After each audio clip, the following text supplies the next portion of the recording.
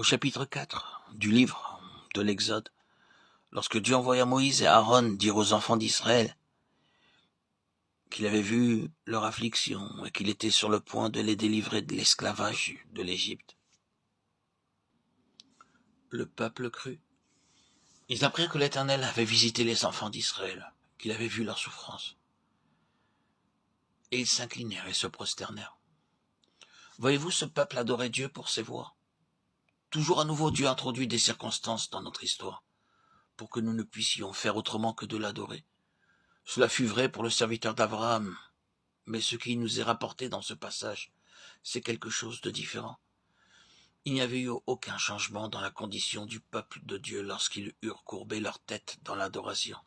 Ils savaient uniquement que Dieu avait vu leur affliction et qu'il allait les délivrer. Il leur avait été dit par Moïse et par Aaron que Dieu ne les avait pas oubliés pendant ces 400 années écoulées, mais qu'il avait vu toute leur souffrance. C'est cette assurance qui les a conduits à adorer. Nous sommes souvent incapables d'adorer Dieu parce que, dans nos épreuves, nous pensons que Dieu nous a oubliés. Nous sommes déprimés à cause des difficultés quotidiennes qui se prolongent. Mais quelles sont les difficultés qui peuvent durer 430 ans? Nous avons été malades et avons longtemps espéré la guérison. Nous sommes restés sans travail pendant des années sans encore avoir de travail. Ceux qui sont nos proches refusent de croire au Seigneur. Les mêmes situations frustrantes demeurent. Alors nous parvenons à la conclusion que Dieu n'a pas pris note de toutes nos épreuves et nous a laissés abandonnés à nous-mêmes. Comment pouvons-nous l'adorer? Nos lèvres sont réduites au silence. Mais vient le jour où nous voyons Dieu et où nous comprenons ses voix.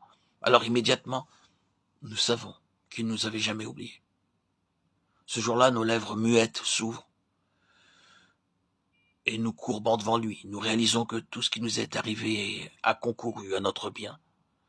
Nous voyons alors la grâce de Dieu dans toutes ces choses et nous adorons ses voix. Dans Exode 12, 27, Dieu enseignait à son peuple comment il devait inculquer la signification de la Pâque à ses enfants. C'est le sacrifice de Pâques en l'honneur de l'Éternel qui a passé par-dessus les maisons des enfants d'Israël en Égypte, lorsqu'il frappa l'Égypte et qu'il sauva nos maisons. Comment son peuple a-t-il reçu ce message? Le peuple s'inclina et se prosterna. Remarquons que la Pâque était essentiellement un sacrifice commémoratif. Comme tel, il produisait invariablement l'adoration.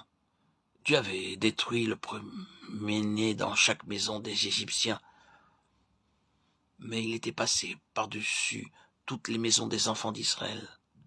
Lorsqu'il se souviendrait de la distinction que Dieu avait faite entre son peuple et le monde, et la différence entre leur destinée et celle des Égyptiens, il ne pourrait s'empêcher de l'adorer.